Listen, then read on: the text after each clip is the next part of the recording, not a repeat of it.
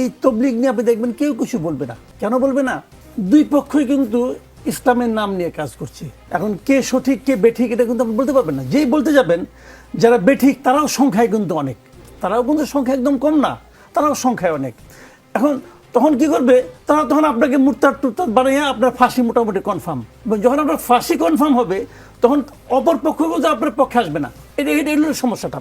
এখন আপনি খেলে আপনাকে আমি খেলে হাইপোথেটিক্যালি একটা কথা বলি, ধরা যাক এটা তো তবলিগ, তবলিগ কিন্তু ফরজ না, ওয়াজিব না, সুন্নত না, এটা নফল কিন্তু একটা কাজ। হজ তো ফরজ। আপনি সৌদি আরবে যে এই কাজটা করতে পারবেন? করতে পারবেন আপনি? কেউ করতে পারবে?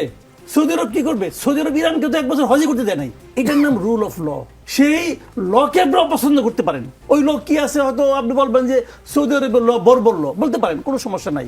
বাট ল যেটা আছে প্রয়োগ করে দেখিয়েছে। ধন্যবাদ মাসুদ কামাল ভাই, সুন্দরভাবে সত্যটাকে উপস্থাপন করার জন্য।